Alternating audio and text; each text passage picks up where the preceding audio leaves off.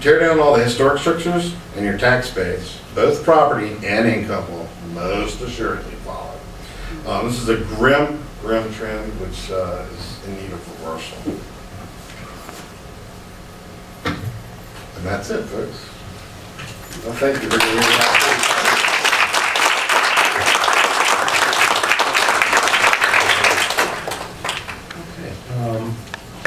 Open up questions to those few members of the board.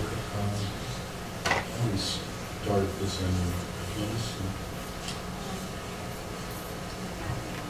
oh, okay. Rebecca? I don't have any questions at this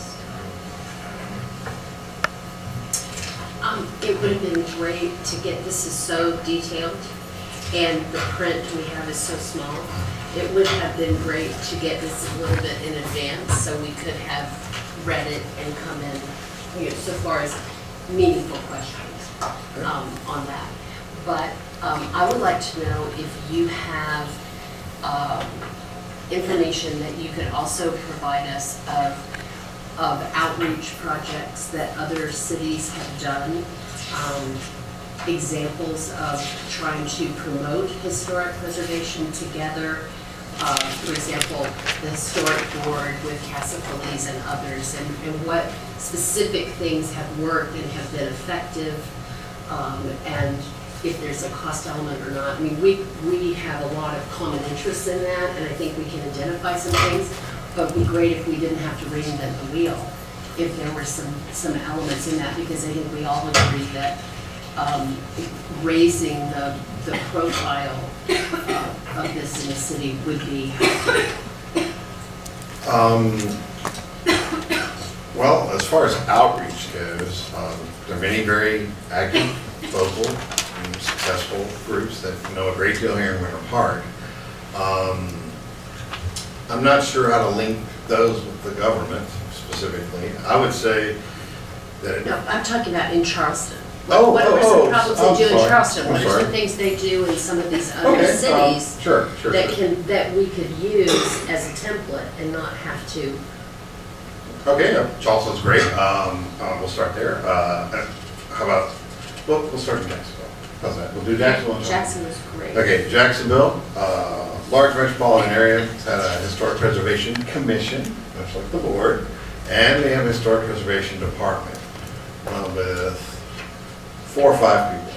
And what they have done over the last 12 to 13 years, maybe 15 years, I'm sorry, I'm dating myself, is they've systematically surveyed, almost on a quadrant by quadrant basis, all the historic structures in an area.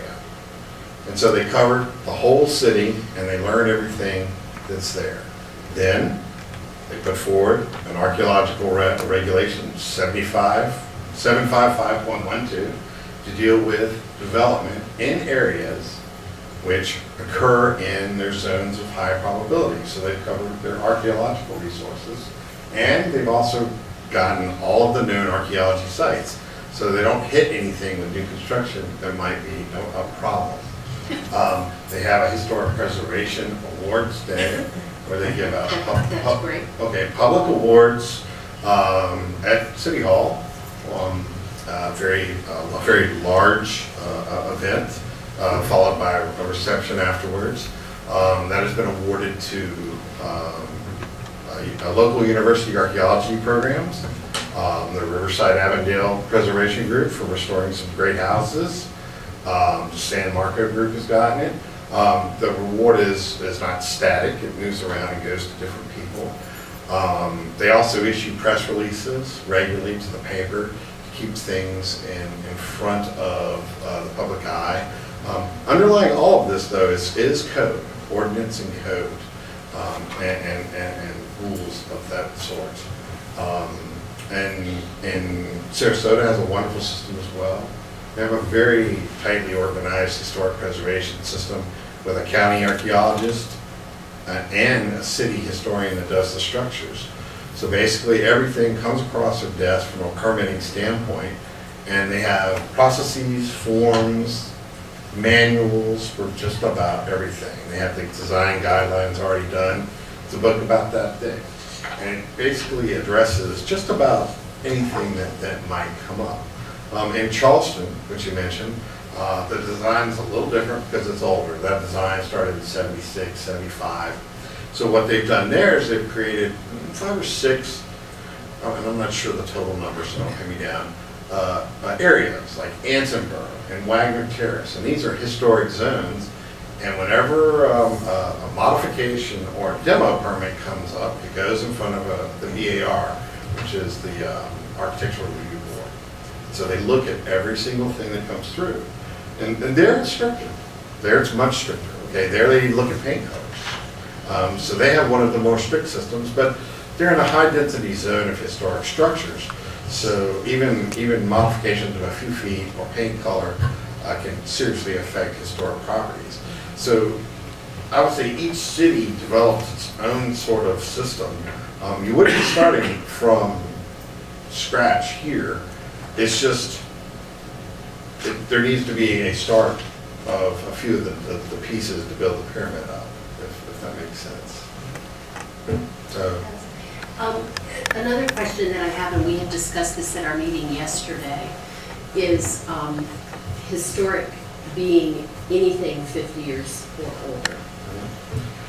that is the way it is defined legally, and it is 50 years or older. That's what the National Historic Preservation Act says, and that's, I mean, if you have to do a survey, we have to record everything 50 years older. There's no flexibility there. Now, I mean, there's flexibility in what might be a structure. It has to have 4 walls and a roof. If it's collapsed, then we can't, and if it's a shanty or a lean-to, we can't record those. But we even have specialized forms for recording a cemetery, a bridge, a monument, a structure. So it really is anything, from a land management point of 50 years or older. And yes, that moves forward. And yes, that almost makes me a historic monument. I don't know what else to say on that, but it's 50 years is 50 years. So no speaking to the specific value of the property at all. Not really. I mean, when we would assess a site, we would record it as historic, and then we make an assessment of whether or not the site is significant. That's a different question.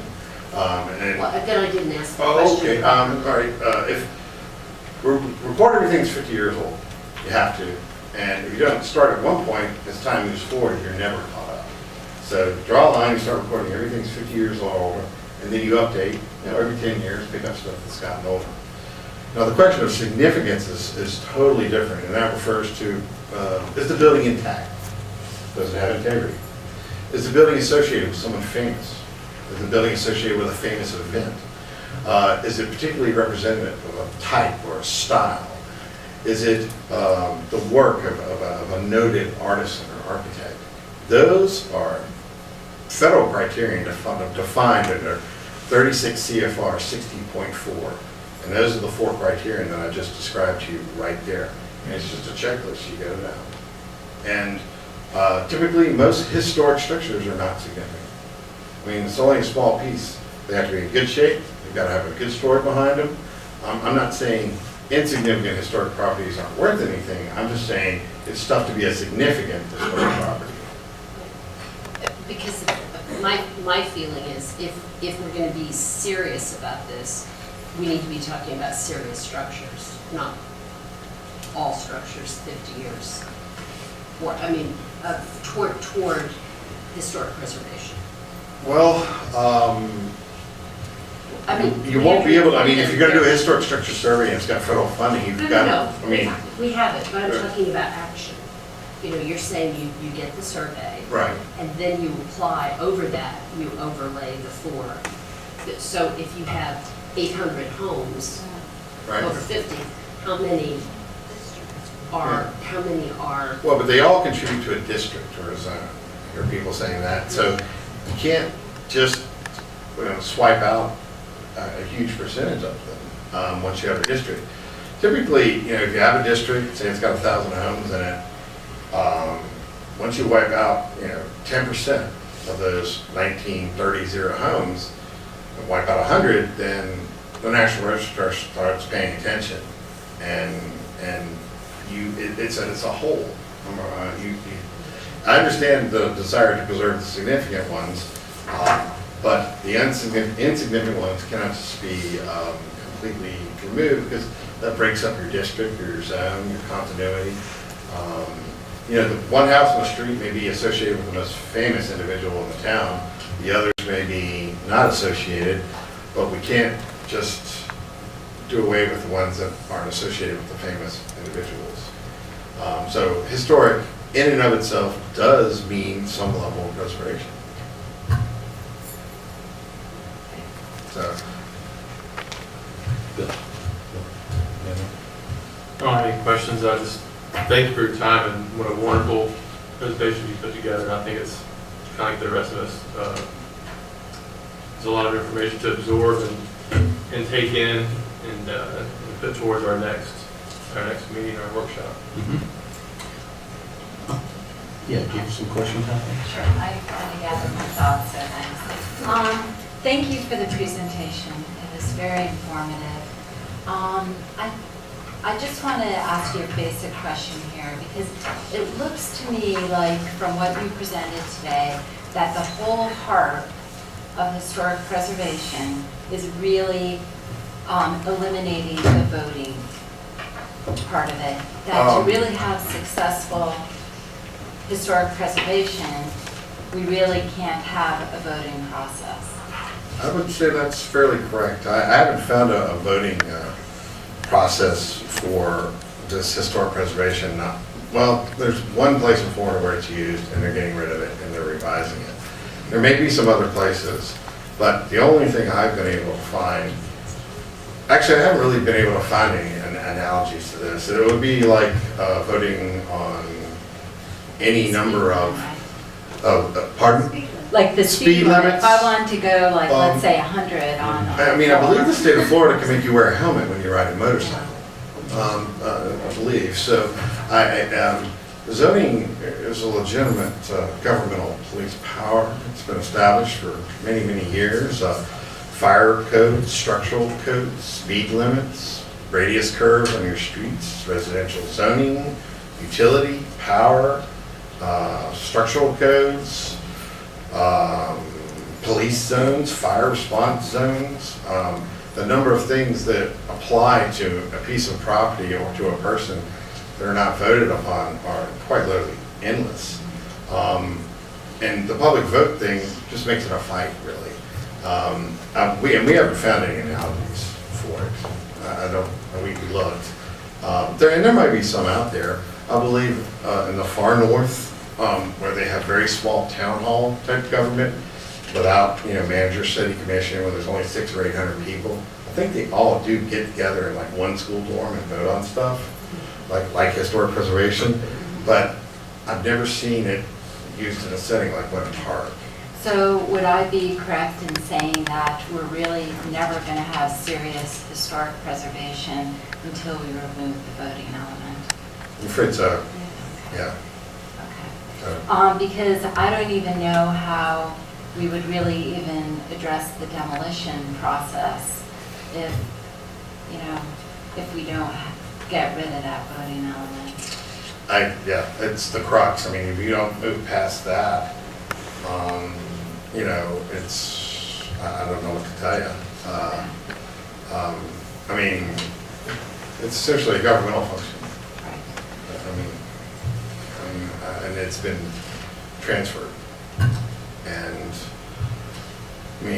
everyone would like the speed limit in their neighborhood to be 10 miles an hour, but the speed limit in the neighborhood they cut through to work will be 50 miles an hour. And that is human nature. So I don't know what else to say on that one. Yeah, well, that's a very strong point you made, and I think it's something that Winter Park has to really think about, and I think it takes a lot of strong action to change this, but I don't see how we're going to have historical preservation without that. And if it doesn't change soon, construction and the economy is picking up rapidly in the area. And I'm not sure about your net loss rate, but I got a feeling it's pretty high. So it's tough. Just without drive a around total- a little. Yeah, without a total universe, without having a total data set, though, it's difficult. So, Okay, couple of questions. The,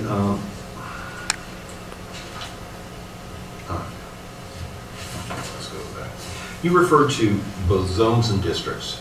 Are they one and the same, or are we talking about two levels of They should be one and the same for the purpose of this. When I should have said districts instead of zone, so when I say architectural review, guidelines should be applied to a zone, I mean a historic zone or a historic district. But it's a zoning regulation, you follow me? Yeah. So like, if there were 8 slices on the pie, maybe 4 would be zones that would be covered by the regulation. When I said citywide guideline, I meant just do one manual for all the neighborhoods in the city. Oh, no, I Yeah. I understood that part. I was just curious as if you were talking about sort of multi-layered type of review where, you know. A single layer works fine. Well, I mean, the city of Winter Park we have the west side because of the fact that so much had happened over the last 20 years or so, that a number of properties in that area had reached that threshold where really you couldn't create a district even if under our zoning, our voting process, somebody wanted to do it. So we have sort of a semi-official, unofficial designation for that area that just recognizes effectively what it had been. And I didn't know if you were talking about something that was a little bit less than a full district, or something whereby there would be additional review, but not at the level of a historic district. Well, I mean, I guess you could create, a scenic neighborhood. I've seen some layers like that, but that's more really related to like scenic byways and tree ordinances and things like that. I mean, I think a single layer historic preservation overlay is the way to go, with clearly demarcated zones saying that here in the downtown district, we shall do this. And in this district, we shall do this, or not do this, but, we recommend that, no tall skyscrapers be thrown up in this wonderful historic residential neighborhood, and that structures built be limited to a certain height, And these are really conservative, almost standard building. You can take them straight from the Florida building code, too. I mean, you can take some of these rules straight from there. But a single layer historic overlay system, I think, would be fine. If the city wanted to set up something independent of that, with like a local designation or local neighborhoods, it certainly could. But when I mean zoning, I'm talking about a historic zone, a historic district, with, one layer on top. Because otherwise it gets confusing. And the other thing, and having your JD sort of helps maybe with this question.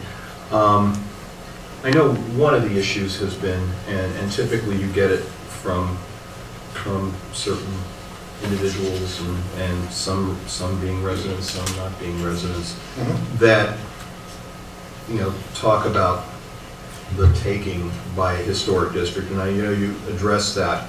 The other, and then they mention all these things. My sort of non-professional, sort of not legal review has seemed to be that typically every one of these taking issues that go to the Supreme Court and the property owner wins is usually, it's not the taking, it's the process that whereby they lose. So if there's a due process is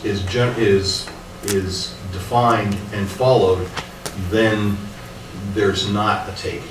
That's correct, and the general rule for takings is it has to remove all economic value in use. Okay, it has to denude it.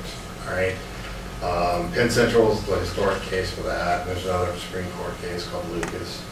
But in general, for it to be determined to be a taking, it has to basically remove all viable economic use. And a historic preservation determination doesn't do that. But you still have to maintain notice, proper procedures, appeal, secondary appeal, all those steps. But Generally, historic preservation is not considered that team. Well, the St. Bart's case also, didn't that St. Bart's Church in New York, didn't that also sort of reinforce the Penn Central? Yeah, I'm not real familiar with that one. I mean, Penn Central and Lucas are the ones I always refer to. So, I'm not familiar with that one, so I won't rally into that case. Okay. So, Okay. And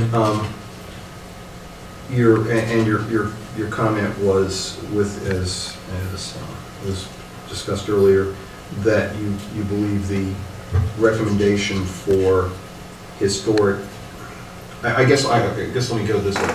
Would your recommendation for a non-voluntary or voting type system also flow through to individual properties that may not, the one-ofs that are, not in an area that would qualify as a district, or, what's your thought on those? Designation of individual properties. Correct. That are isolated. Mhm.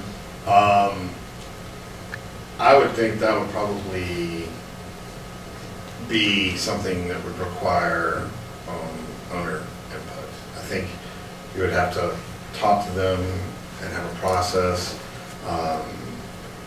If it's one building and it's isolated and it's one owner, then I think you're gonna have to get some other input on that. If you're talking about a broad area where everything's, 10-block area and everything was built between 1910 and 1930, that's one thing. But if you're talking about an isolated individual structure, especially for a local nomination, I think you're gonna have to get some level of individual property owner support for that. So that would have to be, that would be maybe a local designation system. And that's because when one isolated property, It's too focused? yeah, it's too focused, and it's also, it becomes a justification issue, and it has to be really, really significant. So it requires more of a look, frankly. And So, And two other things. One was getting back to the demolition issue. One of the issues that we have, as you said, we do have in this particular in the community, we have a lot of quite a few individual properties of historic, not only historic, but in many cases considered significance with significant historic attributes that are not designated. And a lot of the issue has occurred because of demolitions of these properties. What kind of recommendations would you have sort of community-wide that would be outside of the district? I mean, it's fairly easy to have a district and then have a demolition rule for that, but part of the problem is having, what kind of a demolition rule do you have for individual outliers. the rest of, the non-districts? You're gonna need some sort of demolition review for those as well. And there's a distinction between designating it without somebody's permission and demoing it if it's historic. So those are two different things. If it's older than 50 years, then yes, it gets a demo review. And designation is not the same as historic. Everyone knows how old their house is when they bought it. It's either historic or it's not. So everything historic gets a demo review. Okay, whether or not it's designated, whether or not it gets the plaque on the porch, whether or not anything else gets done with it, that's more of a local government question that you would approach the owner and say, hey, what do you think about it? What do you think about it? But the demo review process applies to anything historic, and that's basically the National Historic Preservation Act of historic. If it's 50 years older, it goes through the process. I would draw a distinction between those two activities, and they are distinct in the code. So I would keep that distinction. But if it's 50 years old and goes through, then it goes through a demo review. Because historic doesn't mean designated. Historic means 50 years or more. Well, there's a review and then there's you know, what have you seen in communities where the property is, well, for lack of a better term, considered maybe a unrecognized significance, or property that, and when I say recognizing common recognition within the community, something that would be A, historic, but B, is, you know, is, Okay, returning to the public outreach thing, what I've seen Yeah. is the local groups have a list of the 10 most unrecognized things that are threatened for the year. And that does a pretty good job in some of the major cities of keeping an eye on things that haven't been recognized but are in the path of destruction. As far as whether or not, when it goes forward, like when the permit comes through, usually if it's historic, unrecognized, possibly significant, then it goes to the planning or zoning department and they take a look at it and see whether it's significant or, and this is the other thing, whether it's unsafe. I mean, those are usually the two big ones they look at. But it still has to go through the demo review. So- and I guess what I'm saying is, when it's been tagged, when it goes through the demo review, Mhm. do you have are there any examples available to us that you would recommend that we look at as we go forward to say, you know, here's the process. It's gone through a staff review Mhm. that, and then they bring something up that says, hey, this is an important one. We really need to look at.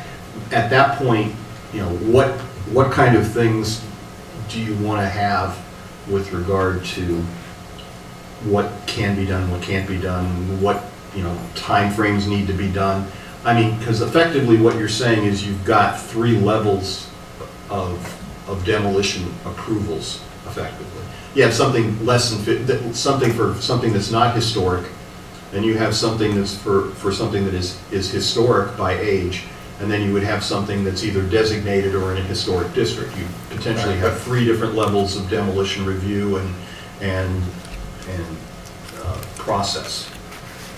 More or less, yeah. Do you have any examples of something that, you know, that were, Well, I or mean, community examples? When I've seen this arise before, when buildings are old but are in a dilapidated condition or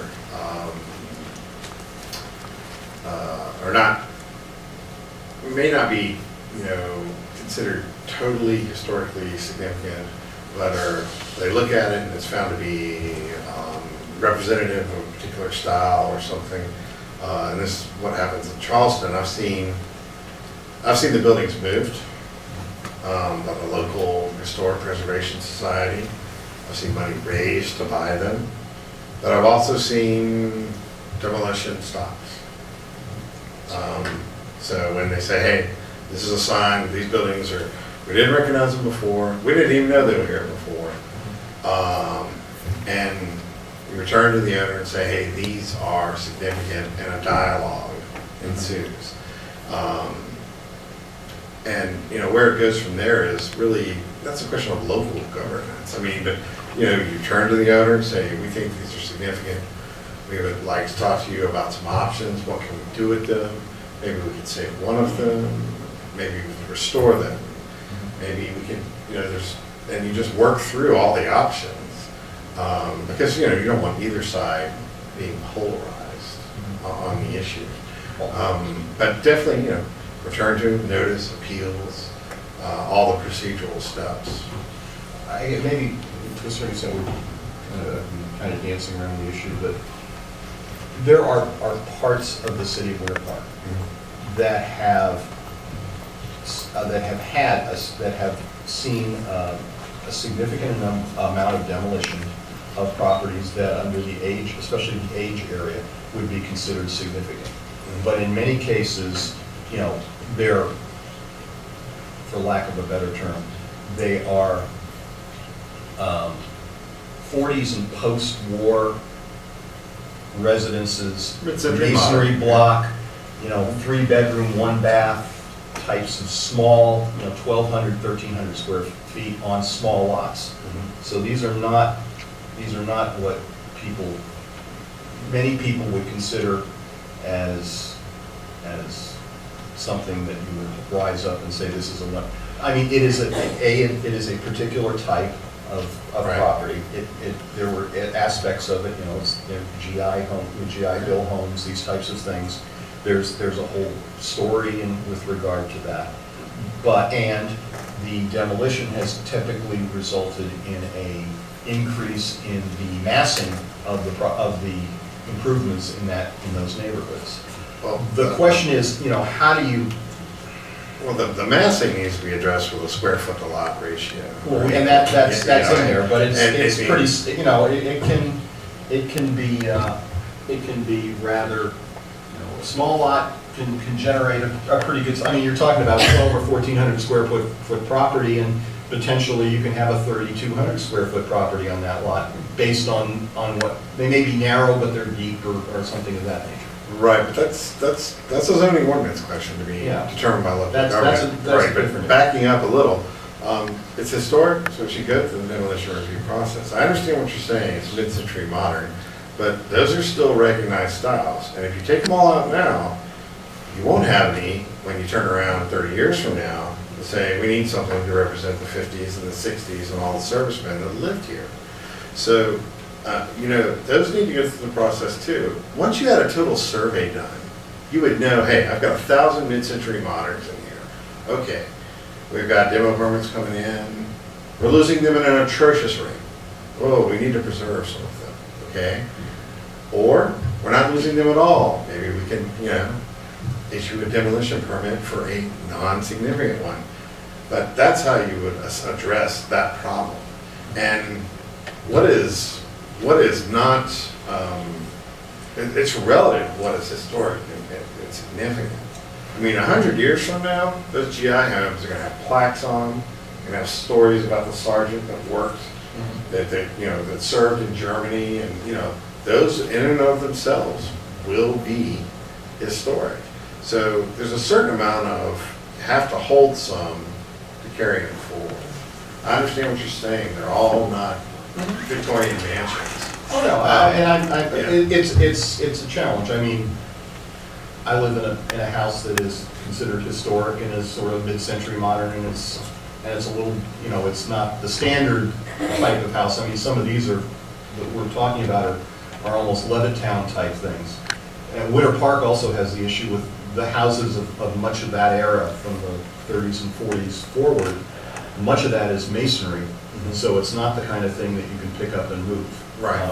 The properties that were frame construction on post, that you have some flexibility in that regard, but in the other, you don't. Mid-century modern is definitely a recognized style. Oh, yeah. So, I mean, they pose particularly difficult preservation problems with all that aluminum, but they still need to be represented as the same here, and no different than the houses that are being built new today. Okay? I would be here 70 years from now saying we need to tear down every stick-built plaster house. Okay? Every one of those stucco houses, because those represent the time in which we all live, and our children and their grandchildren are probably going to at least appreciate an example of, hey, this is what they built after the Great Depression of 2008, when everything got better. Can you imagine we had a depression back in 2008? Okay? And, I mean, you have to keep some of those around. As to your percentage you preserve, how much you preserve, those are local governance questions. They're no different than the massing on a lot.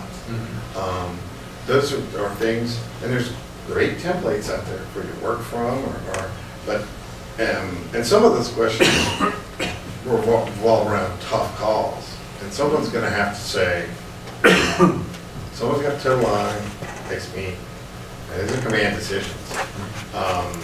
And it's the function of government to do that sort of thing. I don't, federal government sends us to war.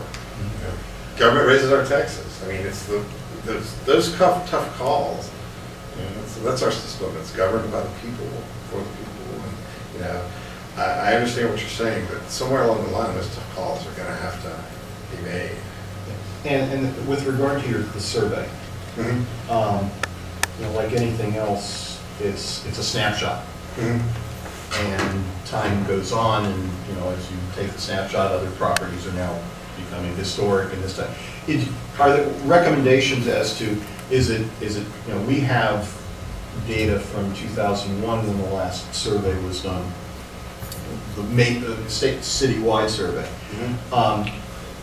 Would it be your recommendation that there should be some sort of regular, almost, I think you were referring, you divide the city up and then have a particular review, once you've gotten something together, you know, sort of do a planned review so you can come back and see what's going on in those various, so you're not doing it as a big Right. thing every 5, 7, 10 years. Once you have all the pieces of the pie surveyed. Okay. Maintenance. Right. And then you come back and every 10 years look at 1/8 of the pie.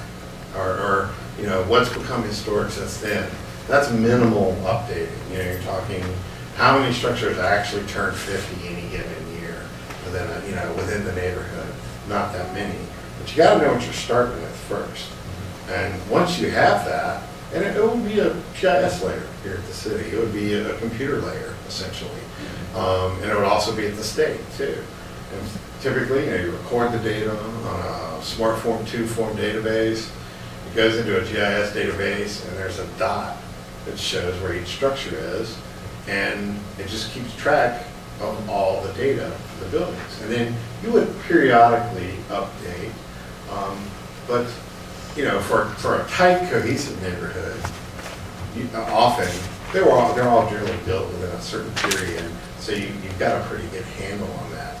And you could pretty easily put in, if you were worried about new construction getting older, you could put in a new permanent tracking system that would carry out 50 years, or you could use like census data to find when things got older. Hey, this house is turning 50, you know, in this period. Hey, it's time for a quick review of that neighborhood. But those are minimal tasks that, you know, if someone could do, you know, even working for the city, just drive out and, you know, fill out the form, keep an eye on it, and enter it into the database. But the main thing now is there's a lot of pie pieces missing. And we're not sure if that's chocolate or blueberry or what the pie is in each piece. Or actually on what shelf the piece of the pie might be located. And that's just a reflection of technology, you know, 35 years ago. I mean, computers, GPS, GIS, I mean, well, it's a very recent event. You know, historic preservation in the past was great, well-intentioned, wonderful. It's just for city management level where GPS and GIS go to sub-meter accuracy, you've got to have a good database. I mean, that's the only way, and it does come down to feet sometimes. The first thing is an update of the structural data. And there's big areas that haven't been surveyed, so I think you'll find some very exciting, new, interesting things. But I do mean a very methodical survey. Every street, plot, photograph everything. I don't mean cherry picking. Because I think when you have the whole database, then you know what's there. And you can ask questions like, this percentage of buildings is threatened, or this percentage of buildings is abandoned, this percentage is built by this person or this period. Or, you know, we need to focus our efforts in on a certain element. So I think a complete database, which is periodically updated, and the updates are not terribly hard to do, is very important.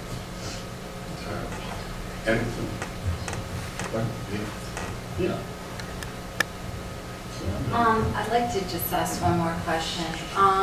One thing that we're missing in the current ordinance is it doesn't address taking historic resource off, take the designation of a historic resource off. So like kind of de-designating a property or making previously designated resource not designated. So I guess my question to you is, was this something you overlooked, or is this something that's never advised or proper? It wasn't overlooked, it just wasn't assigned to my task list. I'm afraid I best leave that one aside. I can certainly do some research and get back to you on the procedures. If there are any, I would have to, that's an uncommon request, so I'd have to look at it. Well, the Secretary of the Interior and the program there, they do de-designate properties if they become, Deteriorated. Deteriorated or- Decrepit or something. or altered to no Right. sense of their original. But I've never seen that done on a local level. I mean, I've heard people ask questions about it, but I've never seen, I've never seen anything listed, so I have to look into that, I'm afraid. How you would get the policy from Washington DC implemented at a local level, I'm not real sure on that one. Sorry. I mean, So you. that's an unusual question. I think it's one that came up in Winter Park recently, so, we obviously don't have an ordinance for it. I haven't was just seen wondering any, if I haven't it's seen, I have about 1,000 pages of ordinances in there we went through for this, and I haven't seen, I mean, there's ways to remove it if it's burned or blown up or knocked down by a storm, but I don't know how to undo the 50-year-old historic status. I don't know how. I understand what you're saying. I mean, there's certainly procedures to remove it from a Fort Master site file if it burns. Well, it wasn't in that case, it was, in the Winter Park case, it was a property that was locally designated, and then the designation, was removed. Yeah. It came to the board for designation, and did not come to this board for removal. But, and it was the argument, there was a ownership argument as to whether or not the person who requested the designation could do that. It was under foreclosure at the time, and they came in for designation. Okay, that's a lot of balls in play. I'd have Yeah, to I mean, file. Sorry. Yeah, it's not- It's the old hard cases make bad law. Yeah. I'm afraid I might step aside. Yeah. I would. Okay. Anybody else have a question? Okay. Well, I want to thank you and appreciate what you have. And I assume Lindsay will have a larger version of this if we need it. Is that correct? Yes. Okay. And I understand that you were, this was sort of completed and sent to the city late last night. I'm afraid I sent it, emailed it at 9:08. Okay. Because I know there was some questions about when it was available to city staff and to get that on the record. I returned to the proverbial ledger and added a few thousand additional words. This basically has the kitchen sink, the bathroom sink, every shelf. It's got everything in it. So I expanded as far as possible to about 5,000 words. So I do apologize when I sent it in late, but it is pretty thorough. I can't think of anything you might want from a historic preservation or archaeology, regulation standpoint. And there's tough statements and tough calls in here, but I don't know what else to say. I mean, the numbers are the numbers, and if a component's not there, it's not there. And if it's in other cities, it's in other cities. And a lot of the things we recommended in here we did for a lot of cities in 2003, 2004, 2005, when the economy was zipping along, as you all recall.